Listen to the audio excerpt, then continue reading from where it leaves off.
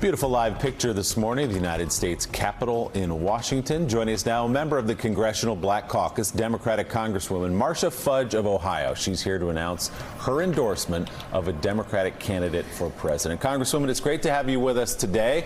I'll let you make your announcement. Who are you going to support? Thank you. I'm happy to be here. I'm supporting Kamala Harris. Why? That is my candidate. Well, first off, I think that she's an excellent candidate. I think there's no one better to make the case against number 45 than Kamala Harris. I think she is positioned well right now, and she's just going to continue to do better. So I'm excited about it. And Congressman, what do you see in Senator Harris that you don't see, for example, in Joe Biden? What went into your decision here? Well, there are a number of things. One is I do think that she is a person that has the kind of energy, and she's a new, fresh face. She's someone that when people meet her, they like her, and I think that she is going to continue to move up in the polls. And of course, she's an African-American woman. So that is very, very important to me as well. Do you have concerns about the frontrunner, Joe Biden, or was this just all about Senator Harris for you? No, this is about Senator Harris. I've come to know Joe Biden. I like him a great deal. But I had just chosen the candidate that I think is best prepared to be the president of the United States. Congresswoman Jonathan Capehart has a question for you. Jonathan? Hi, Congresswoman Fudge. Thanks for sharing your news about who you're supporting. And I was just talking about my family barbecue in North Carolina last weekend, and it was my Aunt Gloria who said she likes Senator Harris, but she thinks Joe Biden should be the nominee. One, because he's an old white person who can go up against an old white person, but also because Senator Harris is a woman, and a woman's not going to win. If my Aunt Gloria were here right now, what would you tell her to make her see that, the way you see it, that Senator Harris is the one who should be the nominee? I'd say, Aunt Gloria, remember that black women are the biggest and best voting bloc in the Democratic Party, that African Americans and people of color are going to determine who our nominee is going to be. We are the base. If we support her and we come out, she will win. Elise? Congresswoman, Senator Harris has a new plan to combat terrorism within the United States. Can you talk a little bit about that plan? Yeah, she's talking about domestic terrorism. I mean, certainly white supremacy is not new to this country, and it's real. And what she has done, not only as the Attorney General of California, when she dealt with hate crimes in a way that no one else on this ticket has, she has developed a plan that will say that you can't just sell guns online and there not be a background check, that we can't make domestic terrorism an afterthought. We need to deal with it directly and make sure that our counterterrorism people deal with it directly. So I think that her plan is going to be a good one. There's no one better qualified than persons of color to talk about white supremacy. It is something we've dealt with all of our lives. So I think that she's uniquely positioned to do that.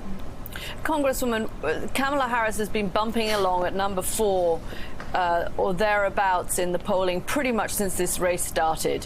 What do you think she needs to do, and when does she need to do it to catapult herself up to be the person that can have that breakthrough moment where more voters say, okay, we like her, but now actually we think we can invest in her because we think that she can win? When does that have to happen? Well, I think right now what you're seeing is that the people at the top 3, are people that everybody knows. And so I think that you're seeing a lot of name recognition right now. What Kamala needs to do is keep doing what she is doing. The more she meets people, the more they become engaged, the more they like her. And I think that after Labor Day or getting into the fall, people are going to start to pay more attention, and she is going to start to get a bump. I can almost guarantee you that that's going to happen.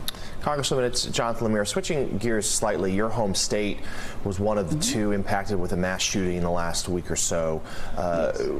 You know, you obviously come out in favor of gun control measures. My question to you is, there's a lot of debate right now about universal background checks and whether or not that can pick up some support in the Republican Senate, whether the president will add his blessing to it. If that is where this goes, if this ends with a background check measure, is that an acceptable response to what happened, or should the Democrats be fighting for even more right now? I think it's a good first step. I think we should fight for more.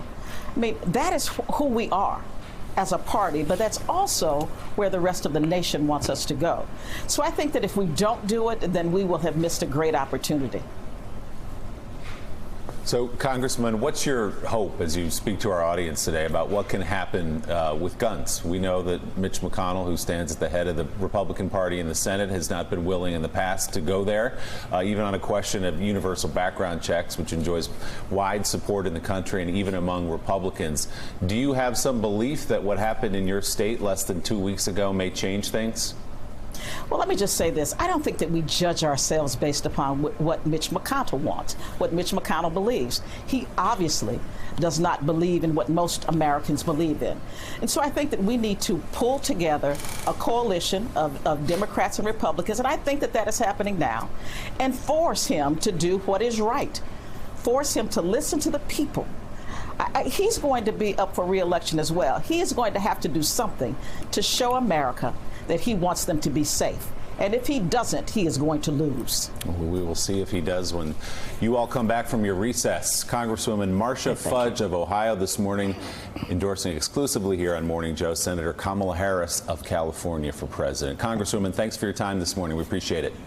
Thank you for having me. I appreciate being here. And as we head to break, another development in the presidential race. A source close to Democrat John Hickenlooper tells NBC News the former Colorado governor is expected to drop out of the presidential race today. Hickenlooper widely is believed to instead be considering a challenge to Colorado's Republican Senator Cory Gardner.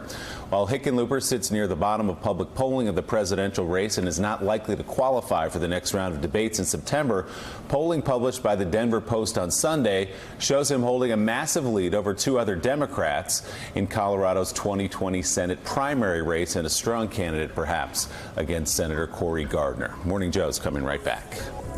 Thanks for checking out MSNBC on YouTube, and make sure you subscribe to stay up to date on the day's biggest stories. And you can click on any of the videos around us to watch more from Morning Joe and MSNBC. Thanks so much for watching.